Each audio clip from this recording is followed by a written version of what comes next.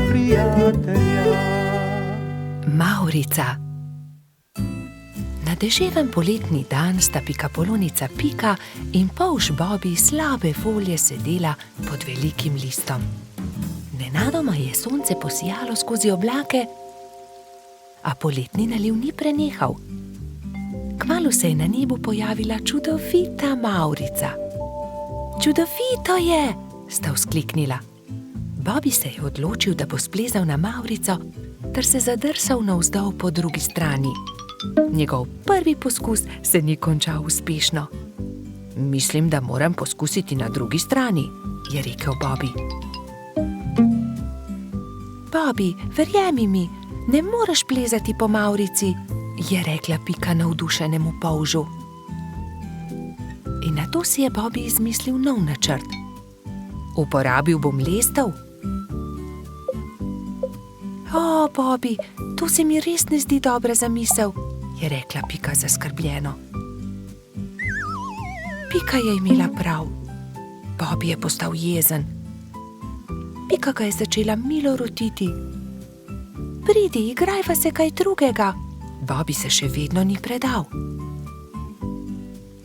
Glej, Pika, prepričan sem, da bom lahko skočil na vrh od tukaj. A tudi ta načrt se je izjalovil. Pika je stekla k Bobiju. Ali si v redu? Ga je vprašala. V redu sem, se je kujal Bobi. Bobi je postal zelo žalosten in Pika je poskusila vse, da bi ga razvedrila. Tukaj je šopek rož zate, je rekla prijazno. Vendar se Bobija ni dalo potolažiti. Medtem je dež prenehal in Mavrica je izginila. Vračala sta se proti domu z roko v roki. Pika je še poskušala potolažiti majhnega polža. Nasmehni se, Bobi, pojutrišnjem je tvoj rojstni dan. Prepričana sem, da boš dobil čudovita darila. Pika se je spomnila nečesa odličnega, ko je prišla domov. Za Bobija bom naredila mavrični tobogan, si je rekla. In tako se bodo lahko njegove sanje uresničile, saj se bo lahko zadrsal po Mavrici. Trod Baltazar in metuljčica Rozi sta ji pomagala. Tobogan so pobarvali z barvami Mavrice. Zavili so ga v rumen papir in nanj prilepili modro pentljo.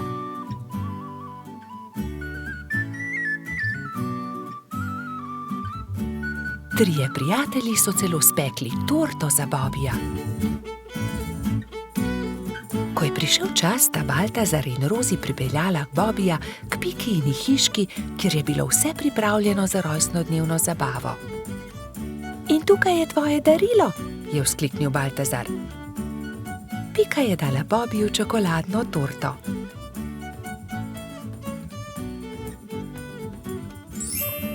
Resnična Mavrica. Mavrični tobogan. Ali lahko preizkusim tobogan? Seveda lahko, je odgovorila Pika. Bobiju je bil mavrični tobogan zelo všeč. Spet in spet se je spuščal po njem. Rozi in Baltazar sta bila tako vesela, da sta začela poplesovati naokoli. Veš, Pika, je končno rekel Bobi, to je res lepo darilo, hvala ti. Veliko prijateljev je prišlo pozneje na Bobijevo rojstnodnevno zabavo. Prišli so kobilica Skokica, koloradski hrošč Edi, kačja pastirka Zefira in celo hrošč Rogač Gašper je prišel.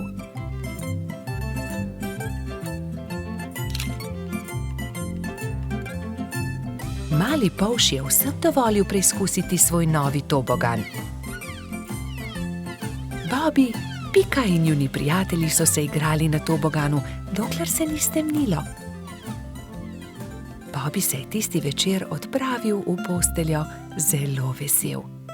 Kakšen lep rojstni dan je bil to, je zadovoljno zavzdihnil. Bobi in Pika, dobra sta prijatelja. Morska dogodivščina. Na poletni dan sta polž Bobi in pikapolonica Pika našla čudovito pisano knjigo z zgodbicami.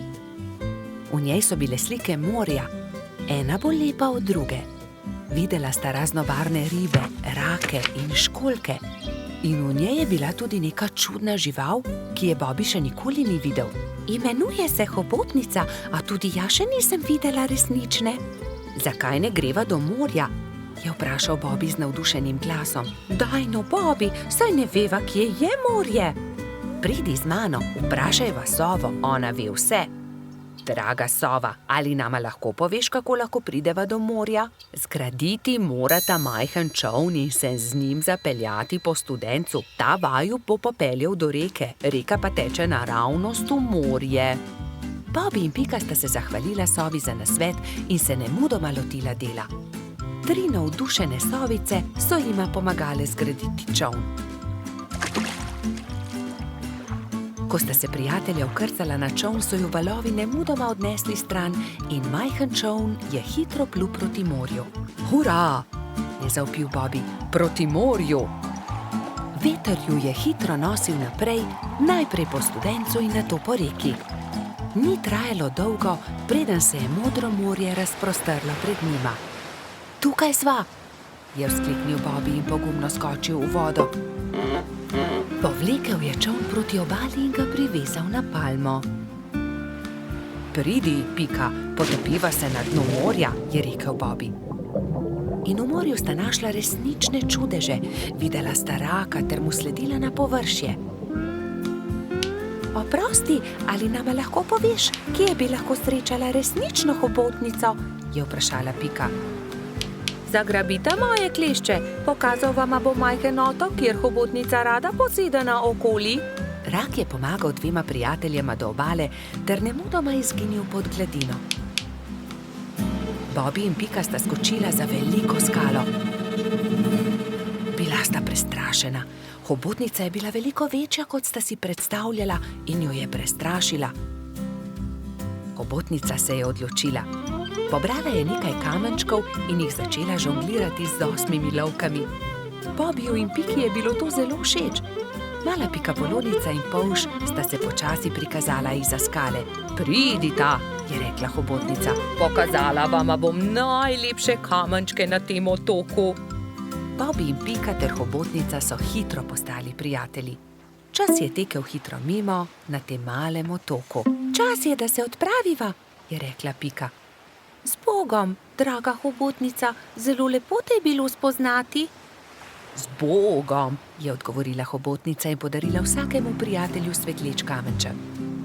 Bobby in Pika sta se usedla na čoln in poskušala zapluti naproti toku. Vendar jima ni uspelo. Oh, ne, Bobby, ne moreva pluti proti toku, izkrcati se morava s čolna.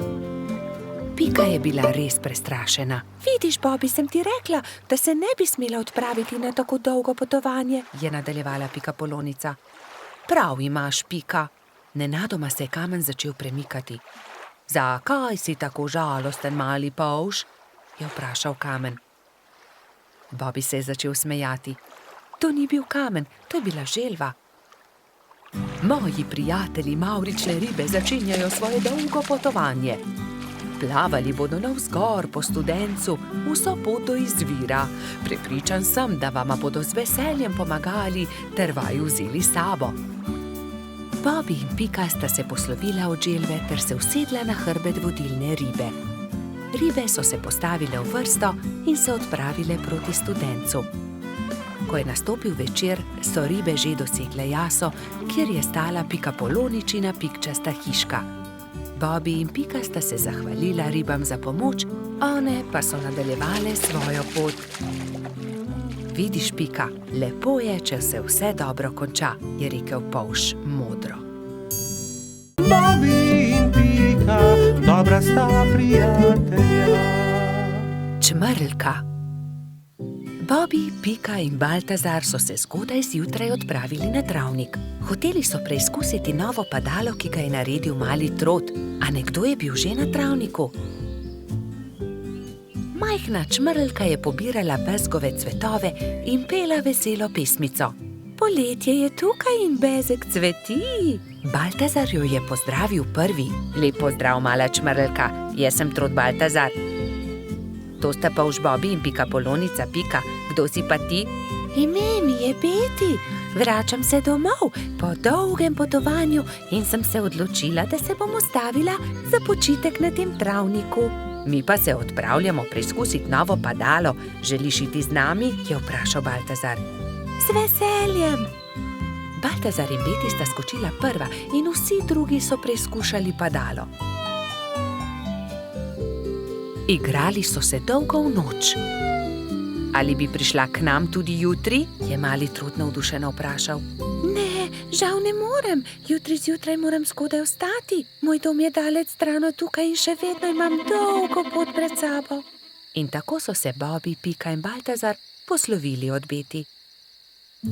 Baltazar je bil proti domu videti tako žalosten, da ga je Pika končno vprašala. Kaj je narobe? Baltazar je zaljubljen, se je zasmejal Bobby. Bobby, ne posmehuj se mu, se je Pika razjezila na svojega prijatelja. Veš kaj, Baltazar, vprašaj Beti, ali bi jo ostala tukaj. V našem gozdu ji lahko zgradimo hiško. To je odlična ideja. Zgodaj zjutraj se bom odpravil na travnik ter jo povabil, naj ostane tukaj. Baltazar, Pika in Bobby so naslednje jutro zelo zgodaj vstali. Pohiteli so na travnik, da bi se pogovorili z Beti. A žal so bili prepozni. Majhna čmrlka je že odšla. Edina stvar, ki so jo našli, je bilo poslovilno pismo, ki ga je pustila pritrjenega na drevesu za svoje prijatelje. Baltazar se je usedel na travo ter začel jokati. Tokrat se Bobby ni smejal. Pojdimo za njo, je rekel mali polž. Prepričan sem, da jo lahko ujamemo. Bobby, ti si počasen polž. Nikoli ne bomo ujeli Beti s takšno hitrostjo, je zastokal Baltazar. Bobby se je že skoraj odzval na želitev, ko je izza grmovja stopil jež. Mogoče lahko jaz pomagam. V resnici niti jaz nisem tako hiter, a sem vsaj hitrejši od njega. Baltazarju in njegovim prijateljem je bila zamisel všeč. Iz kostanjeve lupine so sestavili majhno kočijo in privezali vrvice na ježeve bodice. Ježeva kočija je bila pripravljena za potovanje. Spočimo si malo, predlagala Pika, ko se je stemnilo. Nadaljevali bomo pot jutri zjutraj. Baltazar je začel spet jokati. Nikoli je ne bomo našli. Nekaj sladkega voham, to je bezeg, je vzkliknil Bobby. Bezeg? Se je začudila Pika. Pridite, razglejmo se naokoli. In tam je Baltazar zagledal Beti. Rekel je, ali bi živela z nami v gozdu, zgradili bi ti majhno hiško, kakršno si želiš, ne bi ti bilo treba leteti tako daleč do svojega oddaljenega doma. Zelo bi bili veseli, če bi ostala z nami. Da, res je, zelo bi bili veseli, sta prikimala Bobby in Pika. Hvala vam, z veseljem bi ostala z vami, je odvrnila Beti. Bila je ganjena. Vso pot sem ste prišli, da ste me našli. To je tako lepo od vas.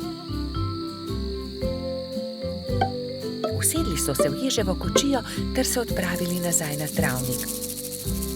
Delati so začeli že naslednji dan. Za Beti so zgradili zelo lepo hiško blizu bezgovega polja. Ko je bila hiška za čmrlko pripravljena, so imeli veliko praznovanje. Povabljeni so bili vsi prebivalci gozda. Pozno v noč so plesali ter veselo praznovali.